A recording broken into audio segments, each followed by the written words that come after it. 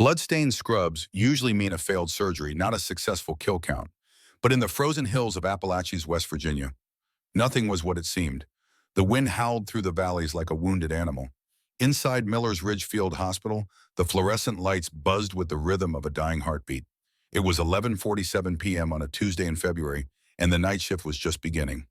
Meredith Crane moved through the corridors like a ghost, 42 years old. Gray hair pulled back in a severe bun. Eyes the color of shattered glass, dull, fragmented, impossible to read. Her scrubs were faded blue, worn thin at the elbows. Soft-soled shoes made no sound on the linoleum. To the staff at Miller's Ridge, she was just Meredith, the night nurse who never spoke unless spoken to, never laughed at crude jokes, never flinched when the wind rattled the windows or when the ancient heating system groaned like artillery in the distance. She checked the IV drip on Mrs. Gable in bed 3. Flow rate correct. Vitals stable. The old woman slept peacefully, her weathered hands folded across her chest. Coal miner's widow, lung disease, 3 months, maybe 4. Meredith adjusted the blanket with economical precision, every movement deliberate, no wasted motion. She had been doing this for 6 months now. Before Miller's Ridge, it was a clinic in Montana. Before Montana, a rural hospital in Nevada, always moving. Always the night shift, always alone. The hallway stretched before her, empty and quiet. She walked to the window at the north end, peering through her reflection at the darkness beyond. The parking lot was poorly lit. Security camera 3 had a blind spot near the storage shed. The perimeter fence was 200 yards out, chain link rusted at the base. She wasn't looking at the scenery. She was looking at the sightlines. Old habits. They never die, they just wait. Meredith, she turned. Dr. Garrett Holloway stood in the doorway of the nurse's station, tablet in hand. 34 years old, brilliant, arrogant. Fresh from a prestigious residency in Boston, slumming it in Appalachia to pad his resume before returning to civilization. He didn't look up from his screen. Mrs. Gable's vitals are stable, Meredith said, her voice a low rasp. I can see that. You logged it 3 times. Once would be sufficient. He spun his pen between his fingers, a nervous habit that made him look younger than he was. You hover, Meredith. It makes the residents nervous. She didn't answer. Holloway finally looked up, his expression somewhere between irritation and concern. The concern was performative. The irritation was real. Look, I appreciate your thoroughness, but you need to understand this isn't a combat zone. It's a small rural hospital. We follow protocols. We don't improvise. He paused, searching for the right word. We don't go off book. Meredith's jaw tightened almost imperceptibly. Understood, doctor. Good. Take your break. You've been on your feet for 6 hours straight. He returned to his tablet. You're not in your 20s anymore. Pace yourself. She walked away without another word. The break room was empty. Stale coffee in a pot that hadn't been cleaned in weeks. Flickering fluorescent light. A table scarred with cigarette burns from back when smoking indoors was still allowed. Meredith sat in the corner, back to the wall, facing the door. Always facing the door. She pulled a protein bar from her pocket, ate mechanically. No pleasure in it, just fuel. The TV on the wall played the news with the sound muted. Stock market numbers, political scandal, weather forecast, more snow coming. The door swung open. Ellie Price bounced in, all 26 years of energy and optimism that hadn't yet been ground down by the world. Hey, Mer. Oh my God, you will not believe what just came through on the radio. She grabbed a coffee cup without checking if it was clean. We're getting a transfer tonight. Some VIP from a convoy accident, FBI escort, and everything. Meredith's spine stiffened, so subtle that Ellie didn't notice. When ET, 20 minutes. Trauma bay's being prepped. Doctor, Holloway's freaking out. He's never handled a federal case before. Ellie laughed. You want in? I know you love the exciting stuff. No, I'll handle the recovery ward. Keep the regular patients stable. Ellie's smile faltered slightly. You sure this could be? I'm sure. The younger woman nodded, used to Meredith's abruptness. Okay, well, if you change your mind. She grabbed her coffee and left, humming something cheerful and out of place. Meredith sat motionless for 30 seconds after the door closed. Then she stood, walked down the hallway, past the occupied rooms, past the empty ones, to the supply closet at the very end of the corridor, the one marked authorized personnel only. She punched a 6-digit code into the keypad. The lock clicked. Inside the closet was exactly as it should be. Sterile gauze saline crates, boxes of gloves, ventilator parts, blood pressure cuffs, everything in its proper place. Everything except this gray hard shell case on the bottom shelf labeled Ventilator parts do not touch. Meredith knelt, ran her fingers over the combination lock. Didn't open it, just needed to know it was there, that it was secure. Inside that case was a disassembled ChayTac M200 intervention sniper rifle. Effective range 2,500 yards. Chambered in .408 ChayTac, capable of punching through engine blocks. Also inside a Glock 19 with 3 magazines of hollow point rounds. A K-bar combat knife. $400 in cash. A passport with her face and a name she'd never use again.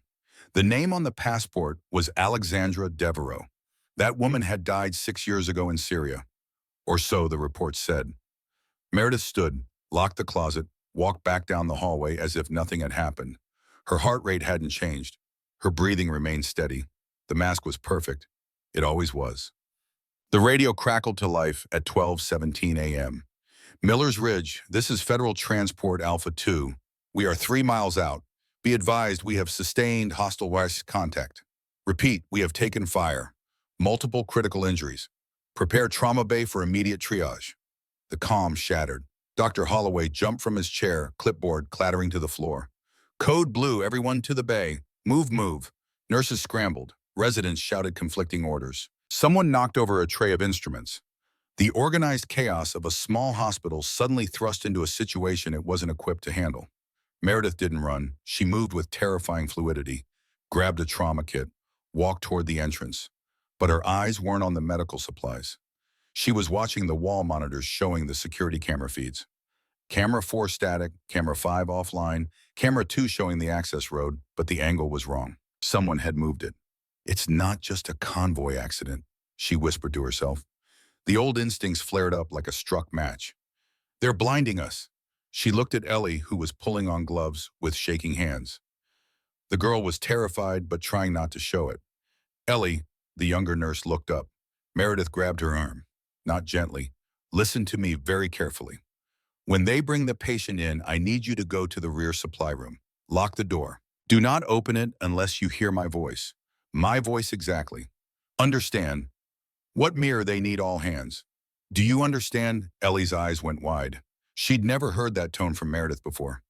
It wasn't a nurse's voice. It was something else. Something that didn't belong in a hospital. Yes, okay. Go, now. Meredith released her. Ellie stumbled backward, then ran toward the rear of the building. The front doors burst open. Rain and wind whipped inside. 4 men in tactical gear dragged 2 gurneys through the entrance. Behind them, a 5th man marched in with a rifle raised, blood streaming from a cut on his forehead. Secure the doors, he roared. We've got hostiles in the wire. Lock it down. The man was Agent Derek Sutton, FBI, 48 years old, 20 years in federal service. Square jaw, close-cropped hair, eyes that had seen too much and now saw everything as a threat. The storm had breached the hospital. But the storm outside was nothing compared to what was coming. On the first gurney lay a woman in a torn gray suit. Natalie Brennan, 32 years old, accountant. She was unconscious, chest heaving, a dark stain spreading across her abdomen. Gunshot wound, high entry, exit wound visible through the fabric. On the second gurney was one of Sutton's agents. Young, maybe 25. His tactical vest was shredded, shrapnel wounds across his torso, breathing ragged.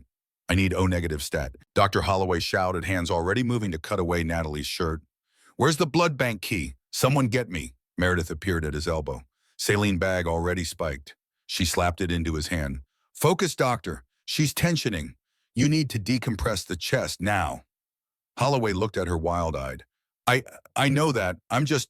He fumbled for a needle, hands shaking. Meredith watched the doors. Agent Sutton was shouting orders to his remaining men. Only 3 of them were still standing. Ragged, exhausted, low on ammunition. Sarge, report. Sutton barked into his radio. Static. Command, this is Sutton. We are at Miller's Ridge, requesting immediate air support. Over. More static. He slammed his fist against the wall. Damn it, they're jamming the signal. He turned to the room.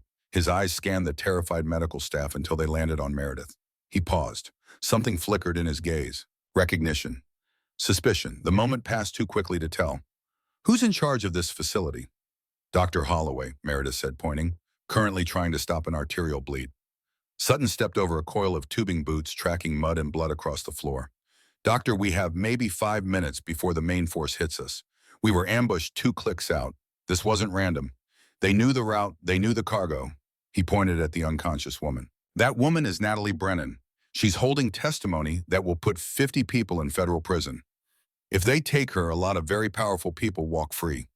Do you understand what I'm saying? Holloway looked up pale. This is a hospital. We have protection under the Geneva Convention. Sutton laughed, a dark, humorless bark.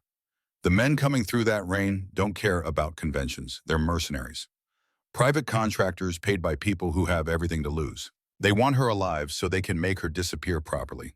And they want everyone else dead to cover their tracks. A sudden thunderous boom shook the ground. The lights died completely. Screams erupted from the nursing staff. Emergency red lights bathed the room in a bloody glow. "Generators down!" one of the FBI agents shouted from the doorway. "They hit the fuel tank," Meredith said. Her voice was calm, too calm. It cut through the panic like a scalpel. She moved away from the table. "Major, how many hostiles?" Sutton looked at her, really looked at her for the first time.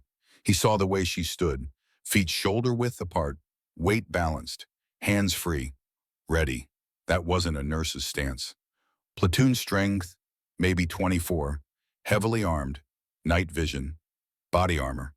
And you have 3 men, 3 agents. Sutton corrected, though his grimace betrayed his doubt. "They won't come through the main entrance," Meredith said. She walked to the wall map of the facility. Her finger traced the eastern wing. "They cut the power to kill the perimeter lights. They jam the communication so you can't call for extraction. They want to funnel you." She pointed to the recovery ward. "The drainage ditch runs right past the east wall. The rain will have filled it, masking heat signatures from thermal scopes. They'll breach here, flank your position, catch you in a crossfire." Sutton narrowed his eyes. "How do you know the terrain that well, nurse?" "I take walks. At night in the winter around a drainage ditch." Meredith met his gaze. Didn't blink. "If you put your men at the front door, Agent Sutton, you'll be dead in 10 minutes. And why should I listen to a crack? Glass shattered in the hallway leading to the east wing. A thud followed, the sound of a body hitting the floor. Meredith didn't say, "I told you so." She just looked at him. "Because I'm right." "Contact. East wing." An agent screamed, firing his rifle blindly down the dark corridor. Muzzle flashes lit up the smoke like lightning. The engagement had begun. "Get Brennan to the secure room in the back," Sutton yelled, raising his rifle. Suppressing fire. Bullets tore through the thin drywall of the hospital. Dr. Holloway tackled Ellie. No, wait. Ellie was already gone. He tackled a resident, dragging them behind the metal reception desk. Meredith didn't take cover. While the FBI agents focused their fire down the hall, she slipped backward into the shadows. Silent. Invisible. A ghost reverting to her true form. She needed to get to the supply closet. She reached the door, punched in the code by feel. The lock clicked. She slipped inside and bolted it behind her. The sounds of war were muffled here. Screaming, gunfire. It all felt distant, like a memory, like Syria. Always like Syria. Meredith took a breath, closed her eyes for 1 second. When she opened them, she exhaled the persona of the weary middle-aged Kirschbaum. She popped the latches on the hard case. There it was. The matte black finish of the Shaytac M200 gleamed in the dim light. She worked with practiced efficiency. Barrel attached, bolt inserted, scope mounted, magazine loaded with .408 Shaytac solid brass rounds. Each bullet capable of punching through a concrete wall. She didn't chamber a round yet. The rifle was too large for close quarters. Instead, she grabbed the Glock 19, checked the chamber, loaded a fresh magazine, screwed a suppressor onto the barrel. She stripped off her scrub top. Underneath, she wore a black thermal undershirt. She grabbed a roll of duct tape and taped spare magazines to her thigh. No tactical rig. Hadn't needed one in 6 years. Wouldn't need one now. She looked at her reflection in the metal cabinet. The tired eyes were gone. The predator was back. "Time to go to work," she whispered. She opened the supply closet door. Weapon raised. Moving not like a healer, like the Reaper herself. The hospital was no longer a place of healing. It was a kill box bathed in emergency crimson light. The air, once smelling of antiseptic, now reeked of cordite and burning plastic. Meredith moved through the shadows of the East Wing corridor, like ink spilled on a dark floor. Delta Force operational detachment training didn't just teach you how to shoot. It taught you how to become part of the environment, how to slow your heart rate until you were biologically invisible, how to see in the dark, not with your eyes, but with your mind. Up ahead near the shattered window where they'd breached, 2 figures moved. Big men, expensive non-standard tactical gear, ceramic plating, fast helmets with mounted night vision goggles. These weren't desperate locals. These were Tier 1 private contractors, expensive professionals. Clear right, the point man whispered into his throat mic. No resistance yet. Copy that, came the response in his earpiece. Volkov wants the target secured in 5. Burn the rest. Meredith didn't breathe. She pressed herself into a shallow alcove housing a fire extinguisher. The point man walked right past her.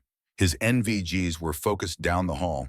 He didn't see her because she wasn't moving, and her thermal signature was dampened by the cold wall she was pressed against.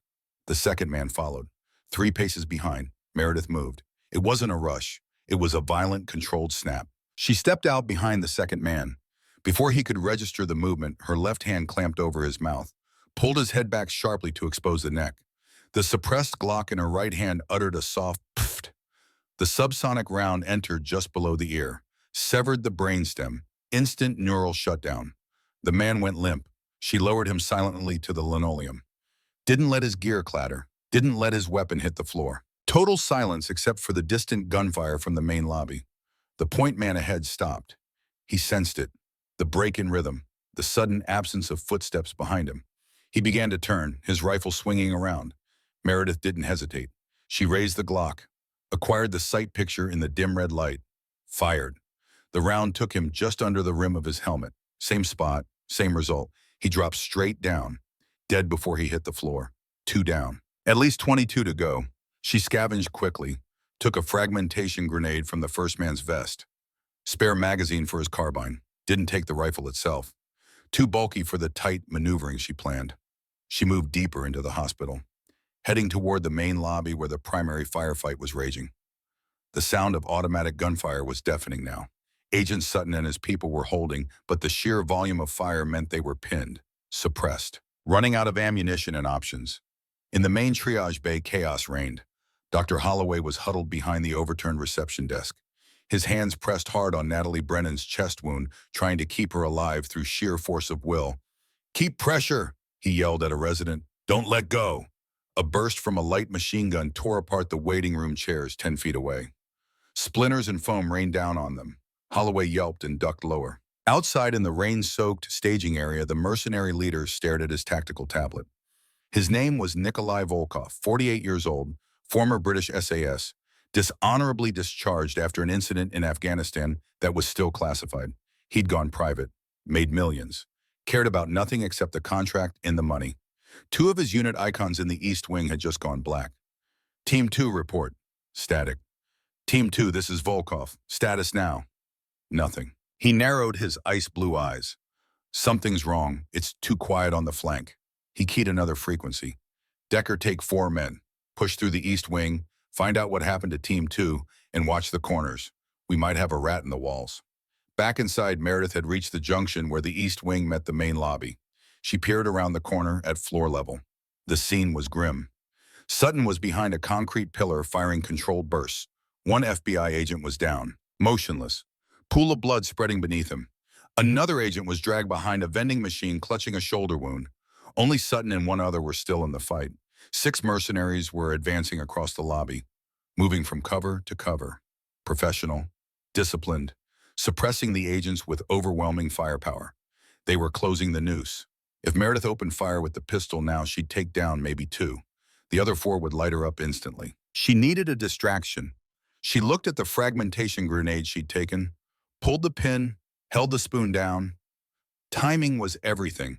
She rolled the grenade down the hallway, aiming for a gap between the mercenaries' cover positions. It clattered loudly on the tile floor. "Frag out!" one of the mercenaries screamed. They dove for cover. The explosion was deafening in the confined space. Shrapnel tore through furniture and drywall. The red emergency lights flickered and died completely, plunging the lobby into absolute darkness, save for the strobing muzzle flashes. The mercenaries, temporarily deafened and disoriented, scrambled to activate their NVGs. That 3-second window was all Meredith needed, but she didn't attack the mercenaries.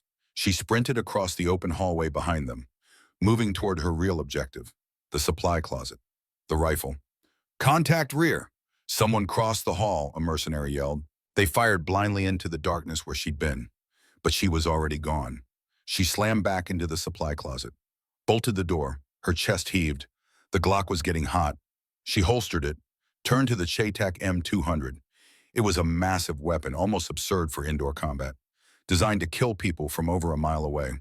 But right now, it was the only thing she had that could punch through the heavy ceramic body armor the mercenaries were wearing. She grabbed a magazine, loaded with .408 Chaytak solid brass rounds, each one capable of disabling an engine block. She slammed it into the magwell, racked the enormous bolt. The sound was heavy, mechanical, a promise of absolute destruction. She wasn't a nurse anymore. She wasn't even just a soldier. She was the apex predator. She kicked the supply closet door open, stepped back into the hallway, the massive rifle shouldered. Down the hall, the second team Decker and 4 men was advancing cautiously, stepping over the bodies of their comrades that Meredith had killed earlier. Volkov, we found Team 2, both KIA headshots. Clean. Decker's voice was shaky. This isn't random fire. Someone knows what they're doing. Push forward, Volkov commanded through the radio. Find them. Decker turned the corner. At the far end of the 50-foot hallway, illuminated by the flickering emergency light, he saw a silhouette, a woman, gray hair coming loose from its bun, black undershirt, holding a rifle that looked bigger than she was. Before Decker could raise his weapon, Meredith fired. The roar of the unsuppressed Chaytak inside the hallway was indescribable. It was a physical blow, a shockwave that shook dust from the ceiling tiles. Ears didn't just ring, they screamed. The .408 round hit Decker's center mass. The expensive ceramic plate on his chest didn't just crack. It disintegrated. The kinetic energy over 10,000 foot-pounds lifted him off his feet, threw him backward into the 2 men behind him. They all went down in a tangle of limbs and shattered armor. Silence followed, save for the ringing in everyone's ears. Meredith cycled the bolt, the massive brass casing ejected with a clang onto the floor. She chambered another round, her voice carried down the hallway, raspy, calm, terrifying. You have 10 seconds to leave my hospital. After that, I stop aiming for center mass. The remaining mercenaries in the hallway scrambled back around the corner, dragging Decker's ruined body with them. They were hired killers, used to overwhelming force and superior firepower. But they weren't used to facing anti-material rifles in close quarters. They weren't used to someone who knew exactly what she was doing. Outside, Volkov heard the shot through the walls. He knew that sound. He'd heard it in Helmand province, in Mogadishu, in a dozen other hellholes. RPG, he roared over the comms. Bring up the RP, they have a goddamn sniper rifle in there. Meredith knew she couldn't stay static. The Chaytak was powerful but slow. She was outflanked, outnumbered. She needed to link up with Sutton. She slung the massive rifle across her back, nearly 30 pounds biting into her shoulders. Drew the Glock again. Moved toward the lobby through an alternate route, through the ruined cafeteria, over broken chairs and shattered dishes. In the lobby, the tide had turned momentarily. The grenade, the thunderous rifle shot, it had spooked the advancing mercenaries. They'd pulled back to the entryway, taking cover behind the overturned security desk. Regrouping, Agent Sutton was bleeding from 2 new wounds, one in his thigh, one grazing his non-shooting arm. He was down to his last magazine. Sound off, he yelled to his remaining agent. Still here, sir. Down to 30 rounds. Sutton wiped blood out of his eyes. They were dead. It was just a matter of time. The enemy was regrouping for a final push. Suddenly, a figure materialized from the shadows to his left, sliding across the floor to take cover behind a thick structural column next to him. Sutton almost shot her. He stared. His brain struggled to process the image.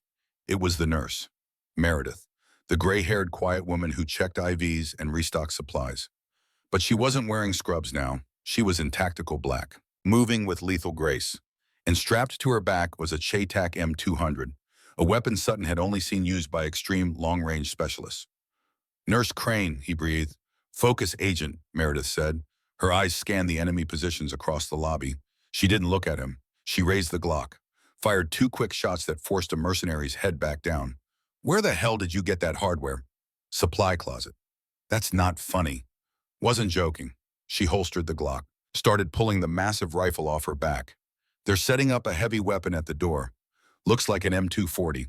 If they get that mounted, they'll turn this lobby into sawdust. Sutton looked. Sure enough, 2 men were mounting a belt-fed machine gun on the reception desk. We can't stop that with small arms. You can't, Meredith corrected. She swung the rifle around. The space behind the pillar was tight. She had to angle her body precariously to get the barrel around the concrete edge without exposing herself. "Cover me!" It wasn't a request. It was a command, one professional to another. Sutton didn't argue. He leaned out and dumped half his remaining magazine toward the door. Drawing fire, bullets chipped the concrete inches from Meredith's face, spraying her with silica dust. She didn't flinch. She looked through the high-powered scope. At this close range, barely 60 feet, the field of view was incredibly narrow. All she could see was the receiver of the machine gun and the hands of the man loading the belt. She breathed out, steadying the 29-pound rifle freehand, adjusted her aim slightly, not targeting the man, targeting the weapon itself, specifically the feed tray mechanism. She squeezed the trigger. Boom! The shot was deafening. The 408 solid brass round slammed into the receiver of the M240 machine gun. The impact was catastrophic. The machine gun didn't just break, it exploded. Metal fragments, springs, shrapnel. The man loading it screamed as twisted metal tore into his face and chest. He fell backward, clutching his ruined face. The heavy weapon threat was neutralized.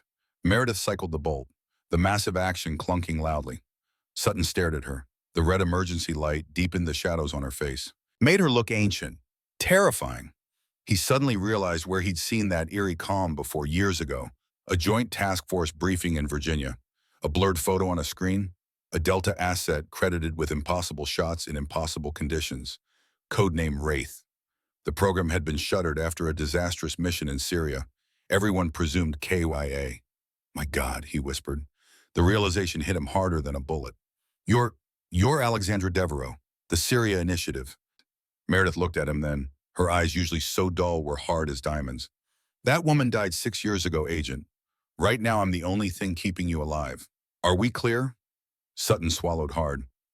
The protocol part of his brain wanted to arrest her for being AWOL, for falsifying her identity, for a dozen federal crimes. The survival part of his brain wanted to kiss her boots.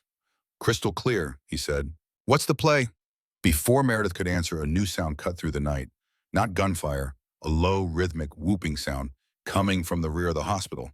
Meredith's head snapped toward the sound. "Helicopter, inbound, low." "Friendly?" Sutton asked, hope flaring. "No, yeah." Meredith's face was grim. "They're not here to rescue us. They're here to extract Brennan the hard way." Volkov had realized he couldn't take the lobby with Meredith covering it. He was changing tactics. He was bringing in an extraction team directly through the roof of the trauma bay, where Dr. Holloway was hiding with the target. "They're going for the roof," Meredith said, already moving. "If they breach the ceiling in triage, everyone in there dies." She didn't wait for Sutton. She took off at a dead run back toward the triage bay, lugging the giant rifle. "Private on me," Sutton yelled to his remaining agent. "We push the front door now." He realized what Meredith had just done. She'd left the front door entirely unguarded to save the others. She'd made a choice. Save the many, risk the few. That was the soldier's calculus. Meredith burst into the triage bay just as the sound of rotor blades became deafening directly overhead. Dust and ceiling tiles began to rain down on Dr. Holloway, who was still hunched over Natalie Brennan. "They're landing on the roof," a resident screamed. "Move her," Meredith shouted. "Get her under the door frame. Reinforce structure. Move."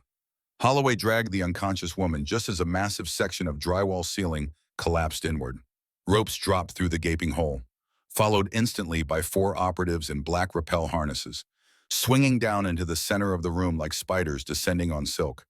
They landed heavily, weapons raised, lasers sweeping the dust-filled room. They weren't expecting the nurse in the corner holding a cannon. Meredith didn't have time to aim carefully. She hip-fired the Chaytak at the first man whose feet touched the floor. The round hit him in the thigh. It didn't just wound him. It severed the leg completely. Mid-thigh, femoral artery pumping blood onto the white tile in rhythmic spurts. He collapsed with a horrific shriek.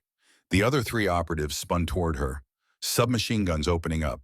Meredith dove behind a heavy surgical instrument cart. Bullets sparked off the metal. She was pinned down. The massive rifle useless for quick follow-up shots in this swirling dust cloud. One of the operatives, a giant of a man, ignored her, lunged for Natalie Brennan, grabbed the unconscious woman by her suit jacket, hauled her toward the hoisting ropes. "No," Dr. Holloway yelled, grabbed the woman's legs, trying to pull her back. The operative backhanded Holloway with the butt of his rifle, sent the doctor sprawling across the floor. Dazed, bleeding from a split lip, Meredith peered around the cart. The operative was clipping a harness to Brennan. In 10 seconds, they'd winch her up into the helicopter. Gone. She couldn't get a clear shot with the Chaytak without hitting Brennan. Her pistol was out of ammunition. She saw Holloway on the floor, his hand near a tray of surgical instruments. "Holloway!" she screamed over the rotor noise. "The scalpel! Throw me the scalpel!" Holloway, dazed, looked at her, then down at the tray. He grabbed a surgical scalpel, skidded it across the blood-slicked floor toward her. Meredith snatched it up. It was a ridiculous weapon against men in body armor. But she didn't need a big weapon. She just needed an opening. She stood up from behind the cart, completely exposed, launching herself at the operative holding Brennan. The operative saw her coming. A middle-aged woman with a tiny blade. He smirked beneath his balaclava, raised his rifle to finish her. He underestimated the speed of the Wraith. She slapped the rifle barrel aside with her left hand, stepped inside his guard. With her right hand, she didn't stab. She slashed. A precise, shallow cut across the exposed skin of his neck, just above the line of his body armor, right where the carotid artery pulsed. It was a surgical strike, delivered with the speed of a viper. The operative gasped. His hands flew to his neck. Blood sprayed between his fingers. He staggered back, released Brennan. Meredith spun, grabbed Brennan's collar, dragged her back under the cover of the doorframe, just as the other two operatives opened fire on her position. Rounds shredded the air where she'd been standing a second before. She was trapped, out of ammunition, out of options, with a high-value target and two terrified civilians, facing down two elite killers while a helicopter hovered overhead. And then Natalie Brennan's eyes fluttered open. She looked up, groggy, pain-filled eyes focusing on the woman leaning over her, the woman with the gray bun and the face smeared with dust and blood. Her eyes widened in impossible recognition. "Agent 49, she wheezed, coughing blood. "Alexandra, they said you were dead in Syria." Meredith stared down at her, the sounds of the firefight fading for just a second.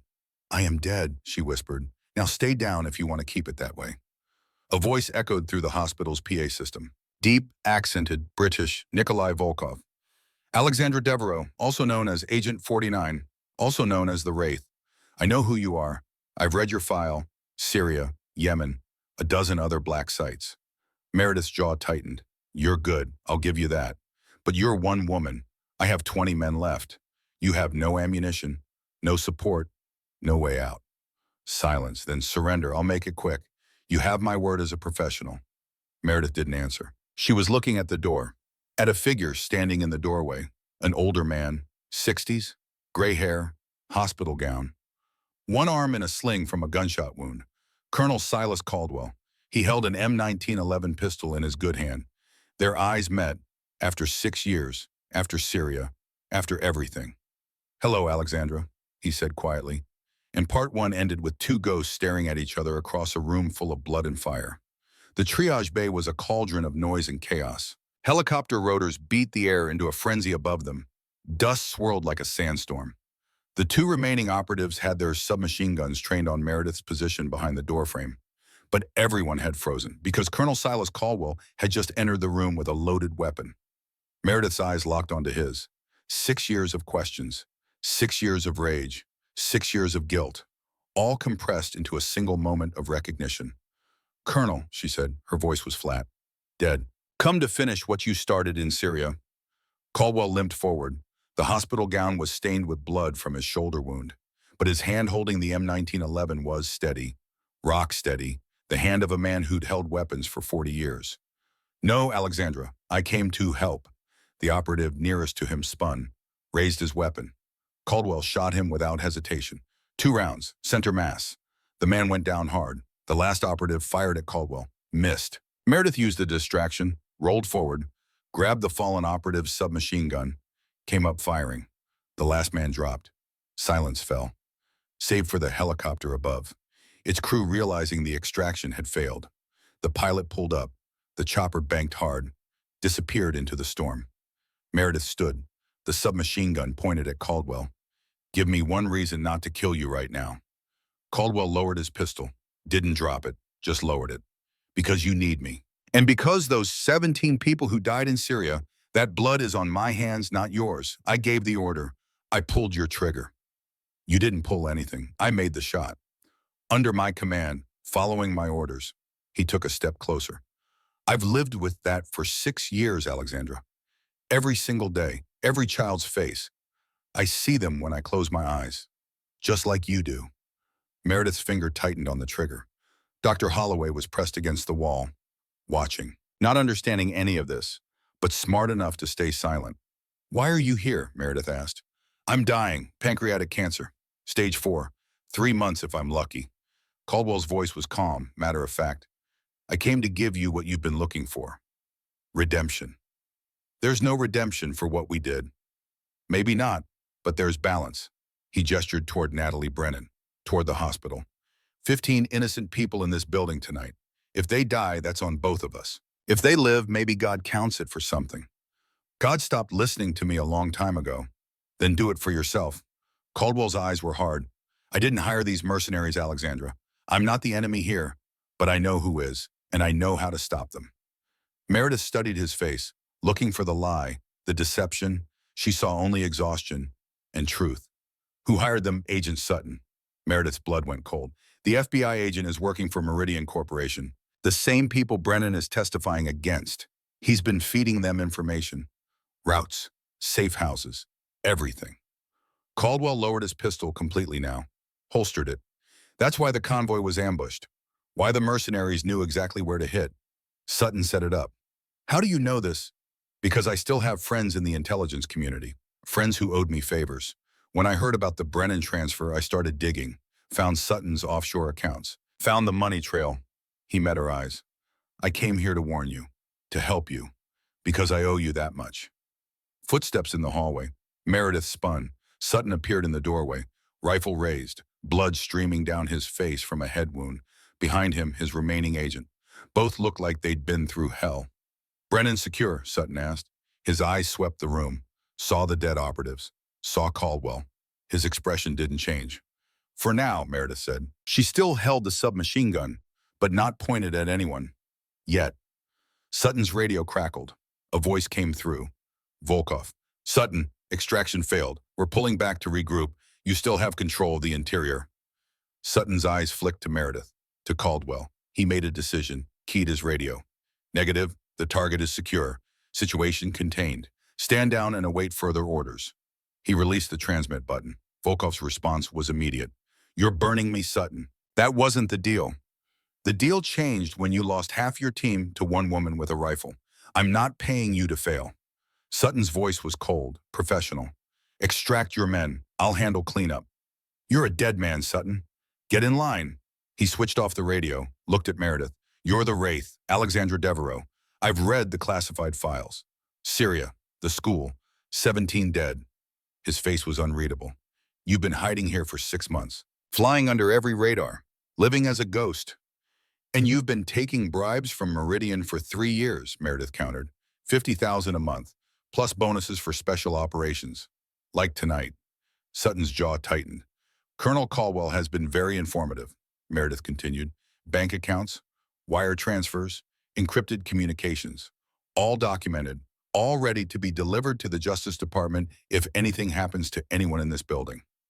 It was a bluff, mostly. She had no idea what evidence Caldwell actually had, but Sutton didn't know that. Here's what's going to happen, Meredith said. You're going to call off your mercenaries. You're going to ensure Natalie Brennan gets to testify, and you're going to turn yourself in. Sutton laughed, a harsh, bitter sound. Or what? You'll shoot a federal agent in front of witnesses, that'll get you life in prison. If they don't execute you for treason first. I died 6 years ago, Agent. Prison doesn't scare me. Meredith raised the submachine gun. What should scare you is the fact that I've already killed 14 men tonight. What's one more? The room held its breath. Caldwell spoke quietly. There's a third option, Sutton. One that doesn't end with everyone dead. I'm listening. You give me the evidence against Meridian. All of it. Every file, every transaction. I deliver it to the Inspector General personally. You get immunity, witness protection. A new life somewhere warm. Caldwell's voice was reasonable, calm. Or we all die here tonight and nobody wins. Sutton considered, the calculation playing out behind his eyes. Finally, he lowered his rifle. The files are encrypted on a secure server. I'm the only one with the access codes. Then you'll give them to me. After I'm safe, after I'm in witness protection. No, Meredith's voice cut like a blade. Now, or I'll make sure the mercenaries outside know you just betrayed them. Let's see how long you last against 20 angry contractors who feel cheated. Sutton's face went pale. He'd made too many enemies tonight, on both sides. Fine. My phone password is 87432. Files are in an app called Secure Drop. Unlock code is my badge number backward. Caldwell moved it forward, took Sutton's phone, started working on it. You just signed your own death warrant, Sutton said to Meredith. Meridian has people everywhere. FBI, DOJ, Congress. They'll find you, they always do. Let them try. Caldwell looked up from the phone. Got it. Jesus Christ, Sutton. There's 200 gigabytes here. Spreadsheets, wire transfers, emails. This goes all the way to the Senate Appropriations Committee. Told you, this is bigger than you think. A massive explosion rocked the building. Everyone hit the floor. Meredith was up first. What was that front entrance? Sutton's remaining agent said. He was looking at a handheld radio. Mercenaries just breached with explosives. They're not pulling back. They're coming in. Volkov doesn't trust you to clean this up, Meredith said to Sutton. He's going to kill everyone, including you. Can't leave witnesses to a failed op. Sutton's face hardened. How many? At least 10 left, maybe 12. The agent checked his ammunition. We're down to 3 magazines total. No heavy weapons, no support. Caldwell closed Sutton's phone, pocketed it. Then we make a stand. Here, in the triage bay. Reinforced walls, limited entry points. Or we run, Sutton said. Get Brennan out the back. Use the staff exit. Get to the vehicle. Volkov will have that covered, Meredith interrupted. He's not stupid. He'll have teams on every exit. We run, we die in the parking lot. So we just wait here to die. No. Meredith walked to the wall, started pulling down medical equipment, IV stands, gurneys. We turn this room into a fortress. We use what we have. Dr. Holloway finally found his voice. What about the other patients? The staff Eleanor is locked in the supply room. Mrs. Gable is in recovery. We can't just... They're safer where they are, Meredith said. Volkov wants Brennan. Everyone else is secondary. As long as we keep him focused here, the others have a chance. She looked at Caldwell, really looked at him. You sure you want to do this, Colonel? You've got 3 months to live. Could spend it somewhere peaceful. Caldwell smiled, grim. I've spent 6 years trying to die with a clean conscience. Hasn't worked yet. Maybe dying to save people will do the trick. Maybe. The sound of boots, multiple hostiles, moving through the hospital corridors. Meredith checked her weapons. The Chaytak was too unwieldy for close quarters defense. She set it aside, took the submachine gun, checked the magazine, 20 rounds. Caldwell had his M1911, 7 rounds in the magazine, 1 in the chamber. Sutton had his rifle, 30 rounds. His agent had a pistol, 15 rounds, against 12 mercenaries with automatic weapons and body armor. The math was bad. I need you to understand something, Meredith said to everyone in the room. I've done this before. Urban defense. Outnumbered. Outgunned. I know how to win. How? Holloway asked. By making them think we're already dead. She started moving with purpose, dragging bodies, positioning them, creating the appearance of a massacre. Blood, chaos. She smeared her own blood across the floor, made it look like a slaughter had already happened. When they come through that door, she said, they need to see corpses. They need to think the job is done. Then we hit them while they're relaxed. That's insane, Sutton said. That's survival.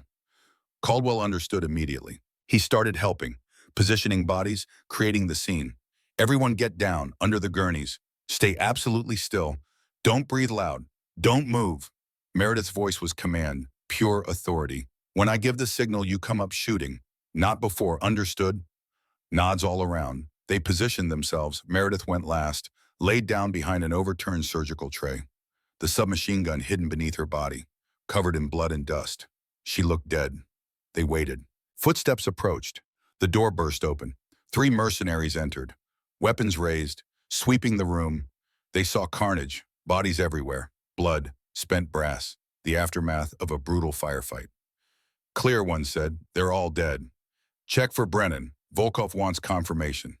The mercenaries moved into the room, lowered their weapons slightly, started checking bodies. One bent down near Natalie Brennan's position. Meredith's eyes were open, the bare sliver, watching, waiting. The mercenary reached for Brennan. Meredith moved. She came up firing. The submachine gun roared. Point-blank range. The mercenary went down. Caldwell rose from his position. The M1911 barked twice. Another mercenary fell. Sutton's rifle opened up. The third man tried to run. Didn't make it. Silence. 3 more dead. Reload, Meredith ordered. They'll send more. But they didn't. Instead, Volkov's voice came over a bullhorn from outside the building. Very clever, Devereaux. I underestimated you. Won't happen again. Meredith moved to the window, peered out carefully. Volkov stood into the parking lot, surrounded by his remaining men, 9 of them, all armed, all ready. I'm giving you one chance, Volkov called. Send out Brennan. Everyone else walks. You have my word. Your word means nothing, Meredith shouted back. True, but your options are limited. I have 9 men. You have maybe 60 rounds of ammunition total. I can wait you out, or I can burn the building down. Either way, Brennan doesn't testify. Meredith looked at Caldwell, at Sutton, at Holloway. He's right, Sutton said quietly. We can't win this. Yes, we can. Caldwell's voice was certain. But not all of us walk away. What are you talking about? The old colonel smiled, sad, resigned. I'm talking about the fact that I'm already dead. Cancer, remember, 3 months. Probably less given the blood I've lost tonight. He checked his pistol. So I'm going to give you all something. Time. No, Meredith said. She knew where this was going. Yes. Caldwell met her eyes. Syria was my fault. Those children died because of my order. I can't fix that. But I can make sure these people live. 15 lives, Alexandra. That's the balance we talked about. You can't. I can, and I will. He moved toward the door. I'm going to walk out there, surrender. Tell them Brennan died in the firefight. While they're dealing with me, you take the staff exit. Get everyone out. Get Brennan to safety. They'll kill you. I know. Alice, he stopped. She'd used his first name. First time in 6 years. Thank you, Alexandra, for giving me this chance. He smiled. See you on the other side. Tell those 17 kids I'm sorry and that I'm trying to make it right. He walked out before she could stop him. Meredith watched through the window. Caldwell emerged from the building, hands raised, walking slowly toward Volkov. I'm Colonel Silas Caldwell, United States Army, retired. The woman you want, Natalie Brennan, is dead. Died in the firefight. It's over. Volkov studied him. You're lying. I'm dying. Stage 4 cancer. Why would I lie? Where's Devereaux? Dead too. Took a round from your men. Bodies inside. Volkov didn't believe him, but he was curious enough to listen. Search the building, he ordered his men. Find Brennan's body. Confirm. While his team moved toward the hospital, Volkov kept his weapon on Caldwell. You're the one who gave the order in Syria. I read about it. Black site files. You ordered a civilian building destroyed. Children died. Yes. And you lived with that. No, I died with it. Just took my body 6 years to catch up. Inside, Meredith was moving fast. We have maybe 3 minutes before they realize he's lying. Get Brennan up. Get Holloway. We move now. Sutton grabbed Natalie Brennan, still unconscious, threw her over his shoulder in a fireman's carry. They moved to the rear of the building, the staff exit Meredith had scouted on her first day. Always have an exit. Always have a plan. The door was locked from the inside. She kicked it open. Night air rushed in, cold, clean. They could hear Volkov's voice from the front, still interrogating Caldwell. Go, Meredith ordered. Straight to the tree line. Don't stop. Don't look back. What about you? Holloway asked. I'm buying you more time. Meredith, go. They ran. Meredith stayed behind, grabbed the Chaytak rifle she'd retrieved, moved to a window with a clear sight line to the parking lot. She could see Caldwell, on his knees now, Volkov standing over him. One of the mercenaries ran out from the building. Sir Brennan's not inside, neither is Devereaux. They're gone. Volkov's face twisted in rage. He pointed his weapon at Caldwell's head. Where are they? Gone. And you failed. Caldwell smiled. Some professional you are. Volkov pulled the trigger. The gunshot echoed across the mountains. Caldwell fell. Meredith didn't flinch, didn't cry, just watched.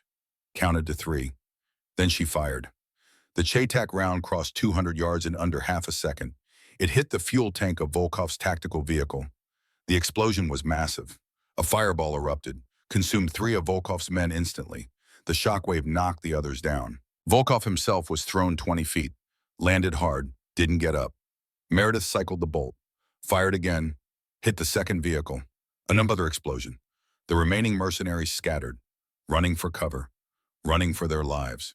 Meredith didn't pursue, didn't need to. She'd bought the time Caldwell had paid for with his life.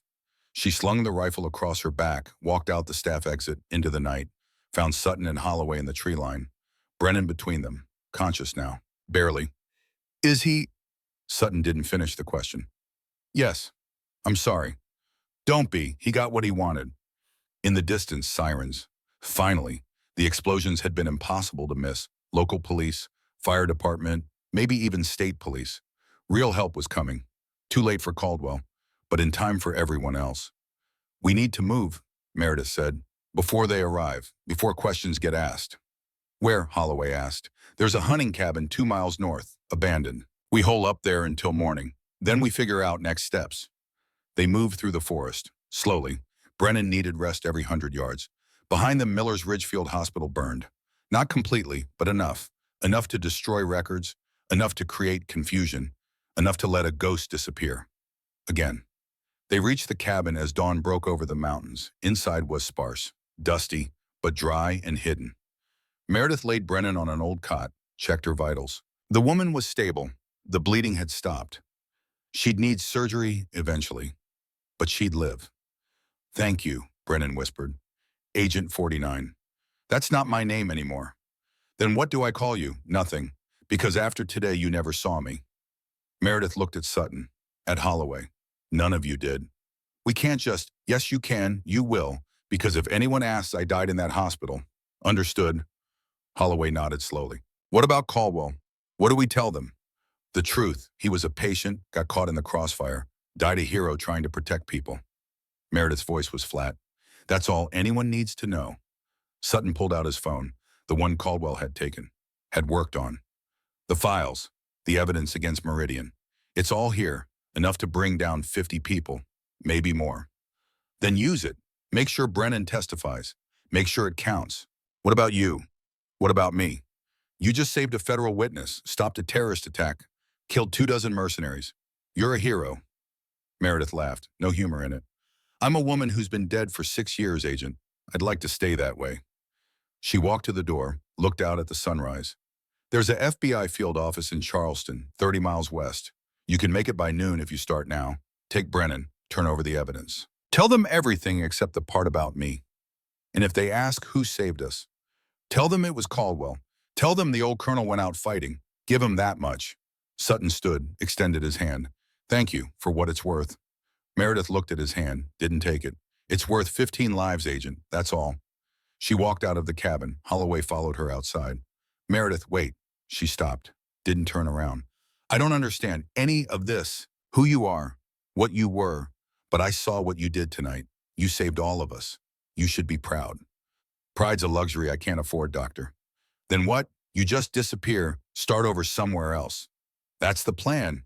Is it lonely living like that? Meredith finally turned, looked at him, really looked at him, every single day, but it's better than the alternative, which is remembering. She walked away, into the forest, into the morning mist. Doctor. Garrett Holloway watched her go. This strange, terrifying, magnificent woman who'd appeared in his hospital 6 months ago. Who'd saved his life. Who'd saved everyone. He'd never see her again, none of them would. Because Meredith Crane had just died in Miller's Ridgefield Hospital, along with Colonel Silas Caldwell, along with Alexandra Devereaux. 3 ghosts, 3 deaths, 3 endings. And somewhere in the mountains of West Virginia, a woman with no name walked alone, carrying the weight of 17 children from Syria, carrying the memory of an old soldier who'd finally found his redemption, carrying the burden of being the wraith, forever. The sun rose higher, burned away the mist, and the night nurse disappeared into legend. 3 months later, the Children's Hospital in Santa Fe, New Mexico smelled different from Miller's Ridge. Cleaner, newer. The walls were painted in cheerful colors, yellows and blues and soft greens. Murals of cartoon animals decorated the hallways. Everything designed to make sick children forget they were sick. But at 2 in the morning, when the day shift had gone home and the night shift settled into its rhythm, the hospital felt the same as any other. Quiet, dark, full of small battles between life and death. The woman who walked the corridors now had brown hair, shorter than before, cut in a practical bob that framed her face differently. She wore wire-rimmed glasses she didn't need. Her name tag read Sarah Mitchell, RN. Her eyes still held that fractured quality, like looking through broken glass at something sharp beneath. Sarah checked the IV on the little girl in room 208, 8 years old. Name was Sophia, rescued from a human trafficking ring 3 weeks ago, still waking up screaming, still flinching when anyone moved too fast. Can't sleep, sweetheart. Sarah's voice was gentle. Different from the clipped military tone she'd used as Meredith. Different from the cold efficiency she'd wielded as Alexandra. Sophia shook her head, clutched a stuffed rabbit that someone from victim services had given her. Are the bad men coming back? The girl's voice was barely a whisper. Sarah sat on the edge of the bed. No, honey, they're not. How do you know? Because I won't let them. It was a promise she had no business making, but she made it anyway. Sophia studied her with those two old eyes, eyes that had seen things no child should see. You're different from the other nurses. How so, You're not scared. Sarah smiled, sad. Everyone's scared, Sophia. The trick is not letting the fear win. Were you ever scared? Every day. What did you do? I fought back. Sophia considered this, then nodded, like it made sense, like maybe she could fight back too someday. Sarah adjusted the blanket. Try to sleep. I'll be right outside if you need anything. She walked back to the nurse's station. The hospital was quiet, only 3 other staff on the entire floor, a resident doing paperwork, an orderly restocking supplies, another nurse dozing in the break room. Sarah pulled up Sophia's chart on the computer. The girl was healing, physically. The psychological scars would take years, maybe forever. But she was alive. That counted for something. Sarah thought about Caldwell, about his last words. 15 lives, that's the balance. She'd been counting since that night. Sophia made 16, one more than Syria. The math should have made her feel better. It didn't, because she knew the truth. There was no balance, no redemption, no washing away the blood. There was only forward, one patient at a time, one breath at a time. Her phone buzzed, not her personal phone, the encrypted one, the one she'd received 2 weeks after Miller's Ridge. The message was short. Package delivered. All 53 arrests made. Brennan testified yesterday. Jury deliberating now. Your friend would be proud. It was from Agent Caroline Torres, FBI. One of the few honest ones left. Torres had been the one to debrief Sutton, to take custody of Brennan, to sort through the evidence Caldwell had died protecting. Sarah typed back, "What about Sutton?" The response came immediately. "Witness protection, new name, somewhere warm. He'll never work in law enforcement again, but he's alive. He asked me to tell you thank you." Sarah stared at the message, then deleted it. Sutton had made his choices, lived with the consequences. That was more than most got. Another message from Torres appeared. "Brennan also asked about you. I told her the nurse died in the fire. She didn't believe me. Smart woman." Sarah allowed herself a small smile, then typed, "Let her think what she wants, as long as she stays alive to testify." "She will. I'm making sure of it personally." Good. That was good. Sarah pocketed the phone. Thought about that night 3 weeks after Miller's Ridge. The night Torres had found her. The meeting in the diner outside Albuquerque had been brief, professional. Torres had laid out the situation with the clarity of someone who'd thought it through carefully. "I know who you are. I know what you did. I'm not here to arrest you. I'm here to offer you a choice." Sarah had almost walked away, but then Torres had said something that stopped her. "There are people the system can't protect. Witnesses, victims, the forgotten ones. They need someone who won't hesitate it when the protocols fail. Maybe they need you. Not a recruitment pitch, not a plea, just a statement of fact." Sarah had looked at her coffee, at her reflection in the dark liquid. "What's the catch?" "No catch. You work alone. Report to me only. When I call you, answer. When someone needs help, you help them. No questions, no hesitation, no official record. And if I'm compromised, then you disappear. We've never met. This conversation never happened." Sarah had thought about Miller's Ridge, about Ellie's face when she'd run to safety, about Dr. Holloway's shocked expression when he'd realized what she was, about all the people who'd lived because she'd fought. What was the first assignment? Torres had slid a folder across the table. A little girl named Sophia, rescued from traffickers. One of them made bail. He's coming back for her. We can't protect her officially. Too many legal complications. Sarah had opened the folder, seen Sophia's picture, 8 years old, bruises fading on her arms, eyes that looked 1,000 years old. When Tufan done, he'll make his move within 72 hours. He has friends, resources, money. Torres had met her gaze. She needs someone who won't hesitate when the moment comes. Sarah had closed the folder. I'll take it. That had been 3 weeks ago. The man who trafficked Sophia had come back, just like Torres said he would. He'd made it to the hospital parking lot at 2:47 a.m. He never made it inside. Local police found his body in an alley 3 blocks away. Single gunshot wound, 9mm. No witnesses, no evidence. Case went cold within a week.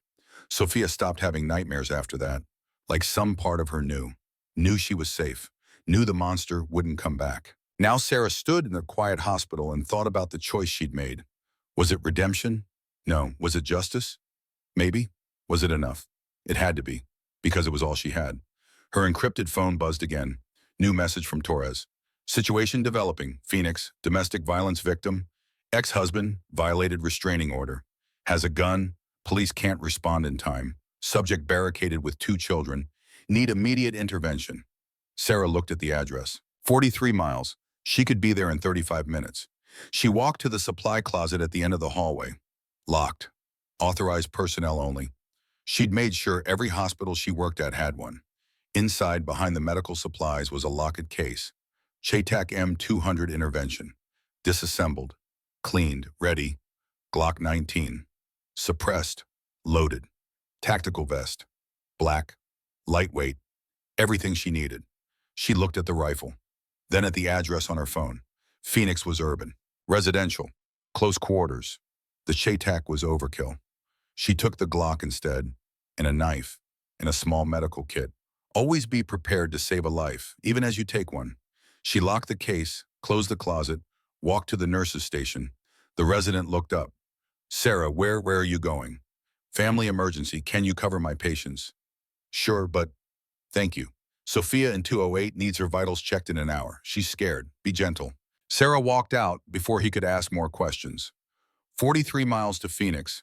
The address Torres had sent led to a small house in a working-class neighborhood. Lights blazing inside, shouting audible from the street. Sarah parked 2 blocks away, approached on foot, silent, invisible in the darkness. She could see through the window.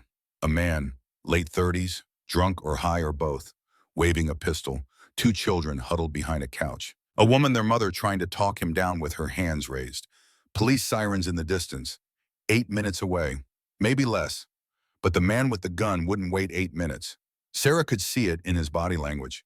The rage coiling tighter. The desperation. The finger trembling on the trigger. 5 minutes until police arrival. The man would shoot in 2. Sarah moved to the back door. Picked the lock. Muscle memory from a dozen black sights. Entered the house silent as smoke. The man was in the living room. Back to her. Still shouting. Still waving the gun. You ruined everything. Took my kids. Destroyed my life. Please, Michael. Please just put the gun down. No more talking. Sarah stepped into the doorway. Dropped the weapon. Her voice was calm. Quiet. But it cut through the chaos like a surgical blade. Michael spun. Saw her. A woman. Brown hair. Glasses. Nurse's scrubs. He laughed. Hysterical. Who the hell are you? Someone who's had a very long night. Put the gun down. Walk away. Last chance. Or what? The children were crying now. Soft, terrified sounds. Sarah's hand moved to her side, where the Glock was holstered beneath her jacket. Or I make sure you never hurt anyone again. Michael raised his pistol, pointed it at her chest. Big talk from a... Sarah's Glock was already in her hand, already aimed. She fired once. The suppressed shot sounded like a cough. Nothing more. Michael dropped. The gun clattered from his hand. He clutched his shoulder, screaming. Not dead, just disabled. Sarah walked forward, kicked his gun away, looked at the woman. Police are 90 seconds out. Tell them he broke in. Tell them you fought back. Tell them you shot him with his own gun in self-defense. I don't understand, Tom. Sarah pressed her Glock into the woman's trembling hands, wrapped her fingers around it, made sure her prints were on the grip. You shot him, protecting your children. That's the story. Do you understand? The woman stared at the gun, at Sarah, at her bleeding ex-husband writhing on the floor. Who are you? Sarah smiled, the kind of smile that didn't reach the eyes. Nobody. I was never here. She walked to the back door. 60 seconds later, police cars screeched to a stop outside. They found a terrified woman holding a gun, her ex-husband wounded on the floor. 2 children, safe. The woman told them exactly what Sarah had told her to say. Self-defense, protecting her family. The officers believed her, because it was the truth, mostly. Michael survived, went to prison, violated parole would add years to his sentence. The woman and her children went into counseling, started rebuilding, safe. Sarah drove back to Santa Fe as dawn broke over the desert, arrived at the hospital just as her shift was ending. Sophia was awake, sitting up in bed, drawing a picture. Miss Sarah, where'd you go? Just stepped out for some air, honey. How are you feeling? Better. I had a dream. Good dream or bad dream? Good. I dreamed there was an angel watching over me, and she had a sword, and she told the monsters they couldn't hurt me anymore. Sarah looked at the drawing, a stick figure woman with wings, and a sword made of crayons. That sounds like a very good dream. Do you think angels are real? Sarah thought about Caldwell, about the price he'd paid, about the 15 lives he'd saved with his last breath. Yes, she said quietly. I think they are. Even for people like me, especially for people like you. Sophia smiled, first real smile Sarah had seen from her. Sarah stayed until the girl fell asleep, then finished her charting, clocked out, walked to the parking lot as the sun climbed higher. Her phone buzzed. Torres, subject neutralized, family safe, well done. Next assignment in 2 weeks. Sarah deleted the message, started her truck, drove to the small apartment she rented, 1 bedroom, minimal furniture, no photographs, nothing personal. She showered, changed into civilian clothes, sat on the couch and stared at the wall. Her phone rang, unknown number. She almost didn't answer, but old habits.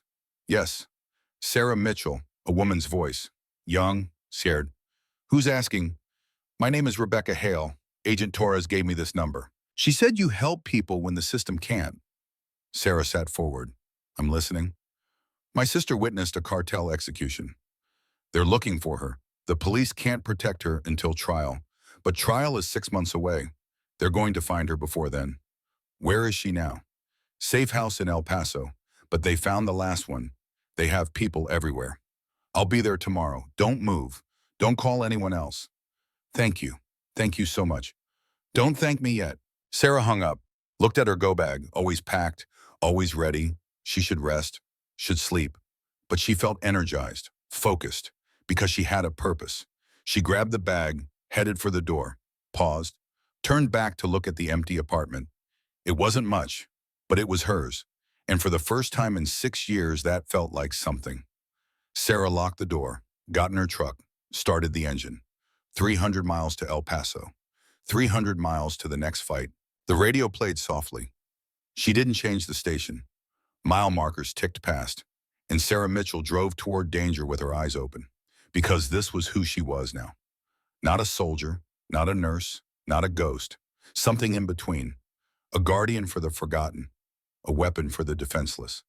The night shift, her shift, forever. The sun climbed higher over the endless desert, and Sarah drove on.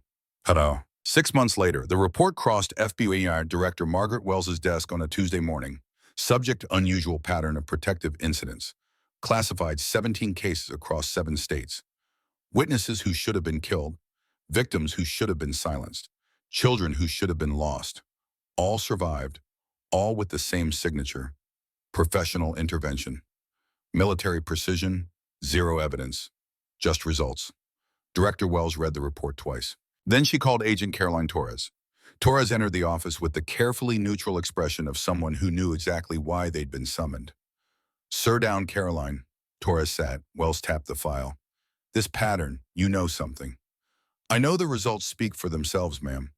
Don't dance with me. Is there an operative, working off book? Torres met her gaze steadily. If there were, ma'am, it would be someone who doesn't exist on any official roster. Someone who died years ago. Someone the system failed. A vigilante. A guardian. Wells leaned back, studied her subordinate. If I ordered you to investigate, then I'd investigate, and I'd find nothing, because whoever this is, they're a ghost. Or you'd protect them. I'd protect the results. 17 innocent people alive who shouldn't be. That's not nothing. Silence filled the office. Wells closed the file. This conversation is off the record. Yes, ma'am. But Caroline, if you ever do contact this person, tell them something for me. Ma'am, tell them there are more of us than they think. People in the system who still give a damn. People who understand that sometimes the rules have to bend for justice to happen. Torres allowed herself a small smile. I will, ma'am. That night, she sent a message to an encrypted number. You have allies more than you know. Keep doing what you're doing. The response came 30 seconds later. Acknowledge. Torres pulled up a new case file. A teenage boy, witness to a gang execution, family in hiding. She typed the details, hit send, and somewhere in America, a woman with brown hair read the message, packed her bag, checked her weapon, and went to work. 18 months after Miller's Ridge. Dr. Garrett Holloway stood in the rebuilt Miller's Ridge Medical Center. The old field hospital was gone, replaced by a modern facility. State funding had poured in after the terrorist attack. New equipment, new staff, a fresh start. But Holloway couldn't shake the memory of that night.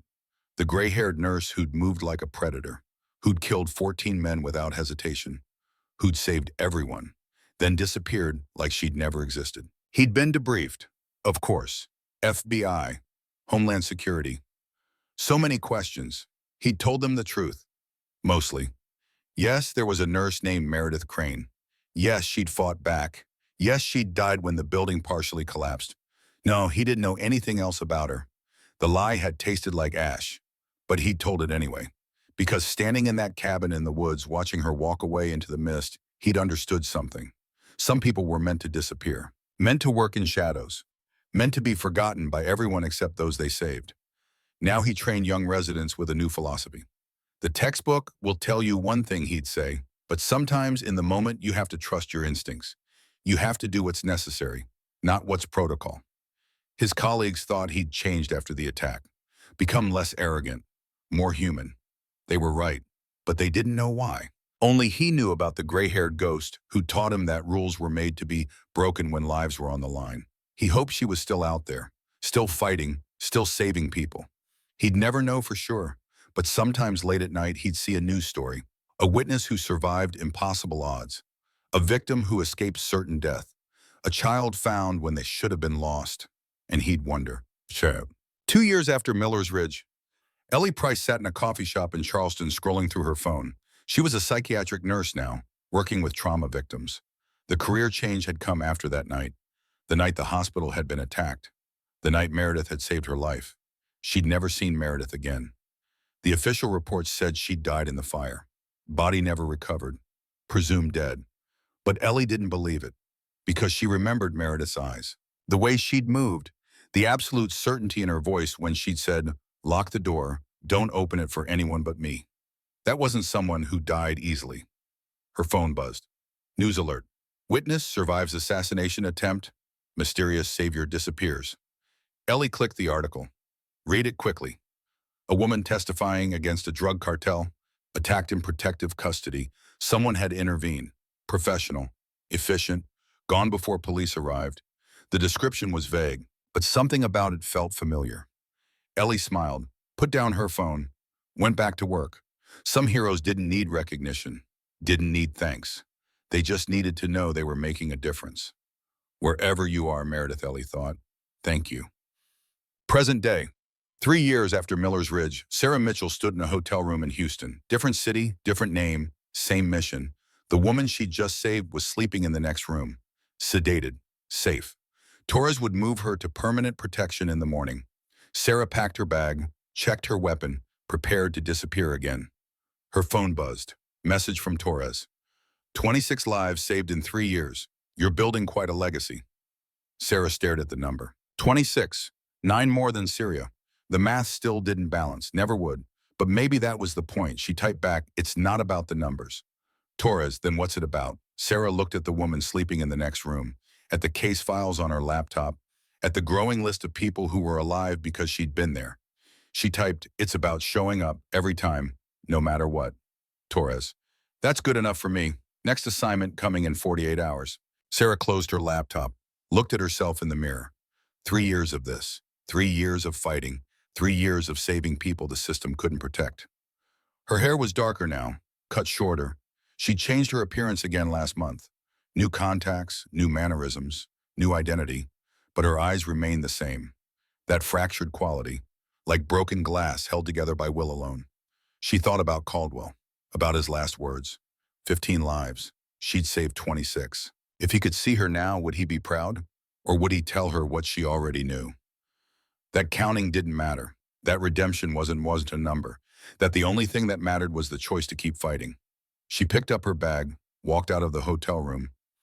Into the night, another city waiting, another person who needed help, another chance to be the guardian in the darkness. This was her life now. Not Alexandria Devereaux, not Meredith Crane, Sarah Mitchell. And whoever came next. An endless cycle of names and faces and fights. But beneath it all, the same truth. She was the Wraith. And the Wraith never stopped hunting, never stopped protecting, never stopped fighting. For the forgotten, for the lost, for the ones the system left behind. Forever. Sarah got in her truck, started the engine. The road stretched ahead into darkness. And she drove toward it without hesitation. Because that's what guardians do. They show up, they fight, they save who they can, and they never ever stop until the very end.